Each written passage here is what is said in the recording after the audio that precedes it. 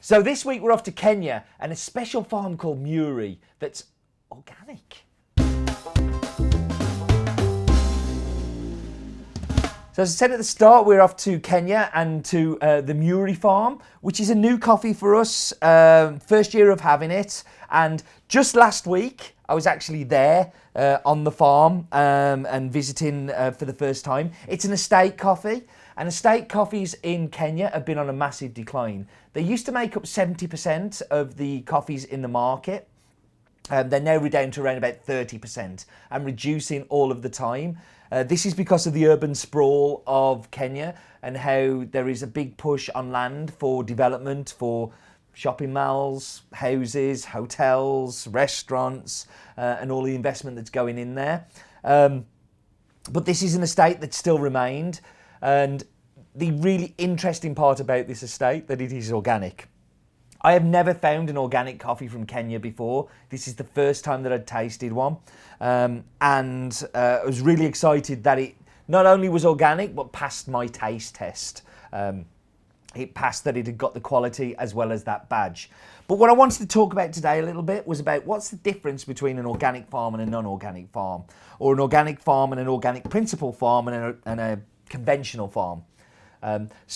Organics is obviously something that's been certified by, there's a number of certifying bodies, people like the Soil Association and all sorts of other things, Demeter and lots of others, who will go in and inspect the farm on a yearly basis and make sure that they're following those organic principles. Organic principles are things like not using pesticides, using natural kind of fertilizers, not putting any chemicals into the ground, but also making sure that things are separated and there's no chance of cross-contamination and things like that. Now, organic certification happens in 3 places. It will happen on the farm, as it has with this one.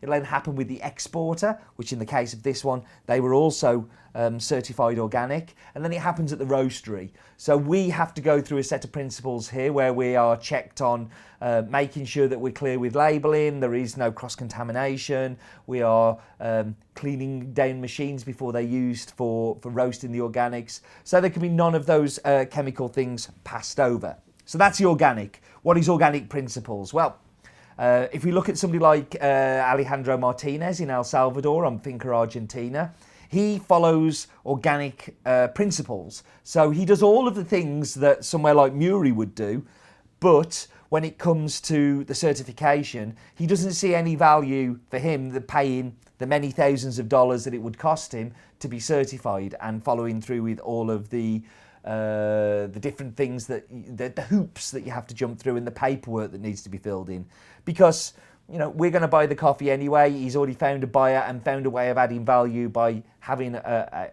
loyal and trustworthy and damn good looking buyer. So he doesn't need to go through that whole certification process, but he believes that he doesn't want to put chemicals into the ground, but we can't call it organic. So he follows organic principles. And then the third meant the conventional farm, they do what they want. Now, a lot of the time they can do what they want, but they also don't put chemicals in the ground. So a lot of coffee can be organic, even though it doesn't have that certification. So why would you go through the effort of certifying a coffee for organic? Well, first of all, there's a demand for it. People want it. People want to have that reassurance that it's been checked. And, I know Alejandro is a very trustworthy and honest gentleman, but he could be pulling the wool over our eyes and spraying chemicals everywhere. There is a cost to it, which puts a lot of people off.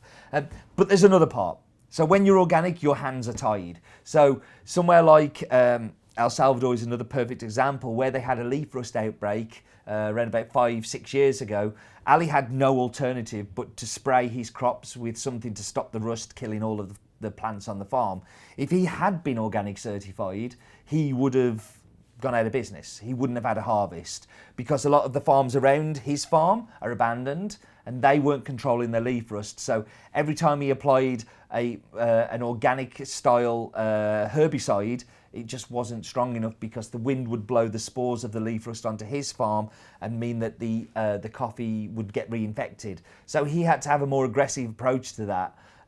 So he was able to break those organic principles in an emergency. And it didn't feel very good to him and he wasn't very happy about it. But what else is he meant to do when his business is at risk? Muiri have found a way that they've been okay having their hands tied, and that they're happy, and they get a bonus, a premium for their coffee when it goes to auction. So in Kenya, there are 3 ways of selling coffee. One is selling on a direct contract, one is selling at the auction to private buyers, and one is selling at the auction to huge buyers. And now the huge buyers will buy the poorest and cheapest of grades, but if it's organic, it will always get a premium. And then the auction prices, the organics tend to find that premium too. So it's a complex and interesting problem. And an interesting situation. Talking about difficult and interesting problems, it's time for Roland's Daft Fact of the Week. I'm sorry, it's that time of the vlog where we go and talk to Roland, so let's go find him. Oh, we should approach with caution, he's looking rather blank and vacant, but then he normally does anyway. Hello, Roland. Hello, Steve. You have to wait until the microphone goes, hello, Roland. Hello, Steve. Do you have a daft fact for us this week? I do, Steve. Go ahead. Did you know that the Biodynamic Association, who provide our organic certification, was founded in 1929? This coffee isn't biodynamic though, is it, Roland? No, it's organic. And they provide the organic and the biodynamic certifications. That's a good fact, Roland. Thank you.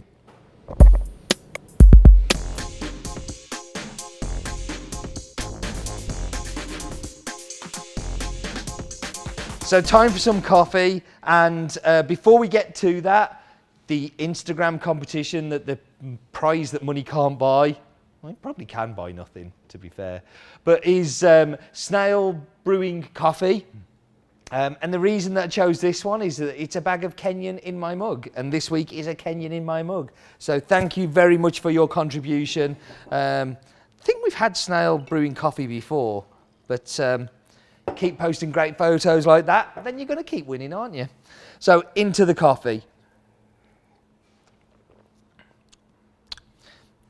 So the first thing, like Kenyans, washed Kenyans for me are full of acidity. Quite often it's blackcurrant, quite often it's lemon, but for me this is grapefruit. You've got a real kind of grapefruit zesty burst with it.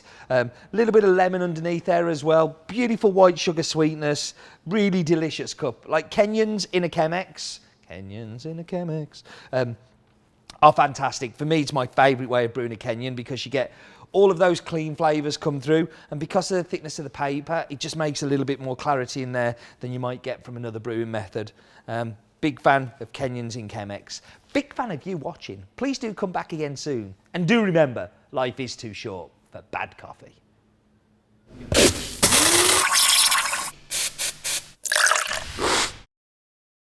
For that one, you can jump in and say, it's Christmas.